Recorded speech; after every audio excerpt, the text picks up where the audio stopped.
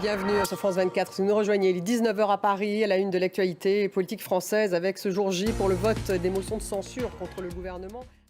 19h10, le débat consacré justement à la politique française en ce jour de vote de motion de censure contre le gouvernement après l'utilisation par Elisabeth Borne du 49.3 pour faire passer la réforme des retraites. On sait déjà que la motion de censure transpartisane a été rejetée par l'Assemblée nationale. Jour J donc pour le vote des motions de censure contre le gouvernement après l'adoption du 49.3 pour faire passer le texte de la réforme des retraites par Elisabeth Borne. Eh bien, l'Assemblée nationale donc a retoqué la motion de censure, celle justement qui était, selon les différents députés qui l'ont présentée, une motion de censure transpartisane. On retrouve tout de suite Cyril Payen, place Vauban. Cyril, le vote, s'il avait abouti, aurait entraîné la chute du gouvernement. Mais là, c'est plutôt une bonne nouvelle, on va dire, pour le gouvernement. Oui, Stéphanie, pour le gouvernement, certes. Mais... Merci Cyril Payen, donc en direct de la place Vauban.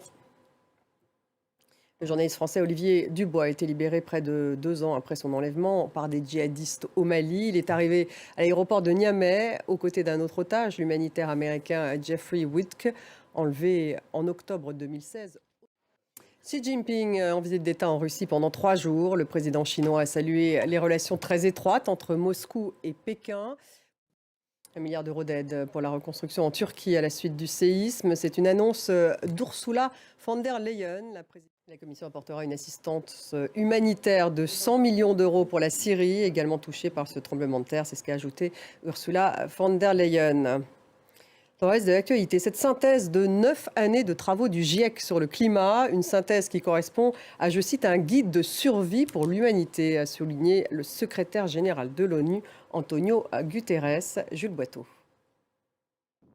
Merci de nous avoir suivis. Dans quelques minutes, le débat il est consacré à cette crise politique en France avec ces motions de censure donc votées aujourd'hui. Motion de censure d'ailleurs rejetée, la motion de censure transpartisane rejetée à l'Assemblée nationale à l'instant. On va en reparler.